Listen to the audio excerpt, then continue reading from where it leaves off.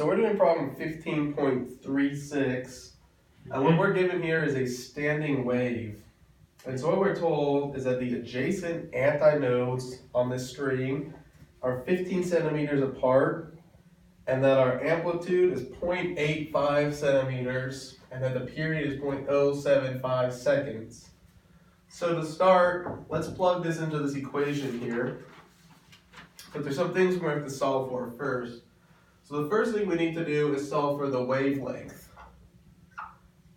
And well, we know that if adjacent antinodes are 15 centimeters apart, the distance between the antinode is the wavelength divided by 2. So we know that our wavelength is going to be 30 centimeters. Using that, we know that our K value is going to be 2 pi divided by the wavelength, and that our omega value is going to be 2 pi divided by the period. So we can take all these and plug them back into this equation here.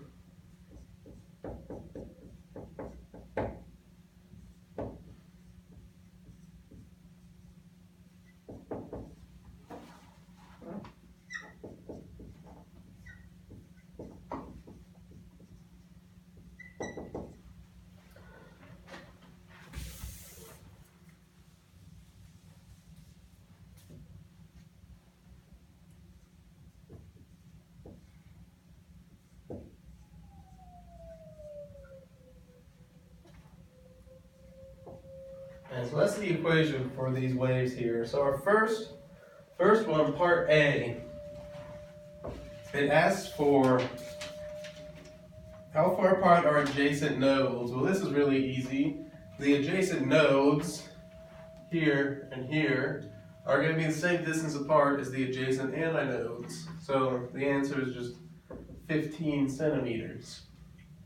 Part B, we're asked, what are the wavelength, amplitude, and the speed of the two traveling waves that form this pattern? Well, we just solve for the wavelength over here. And so the amplitude, this is a little bit tricky because it's not exactly this amplitude here. This amplitude we're given up here is the standing wave amplitude, and that measures from here to here. So if we just want to find the normal amplitude, we're going to take our standing wave amplitude and divide it by 2. And so what we're going to get is that our amplitude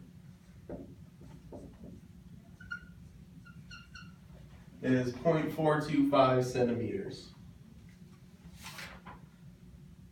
And then we need to find the speed of the waves. Well, this is pretty easy. The speed is simply the wavelength divided by the time it takes to travel down the wave. So our speed is equal to 30 centimeters divided by 0.0750 seconds. And we get that our speed is 400 centimeters per second. Part C of this problem is asking for the maximum and minimum speeds of the wave. So the minimum is really easy. That's just 0. And our maximum, that's equal to our amplitude, our standing wave amplitude, times our angular velocity. So we can plug in for this. Our maximum velocity equals 0.850 centimeters. And we're going to multiply that by our angular velocity, which is this value here.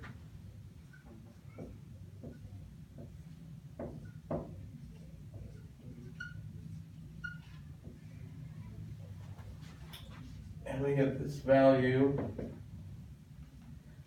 equals 71.173 centimeters per second. And so then part D,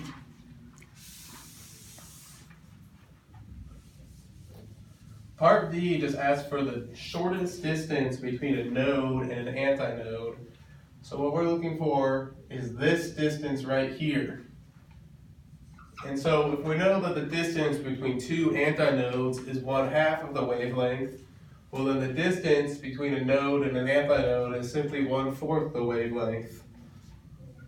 So this distance is just going to equal the wavelength divided by 4, and what we get is that the distance equals 7.5 centimeters.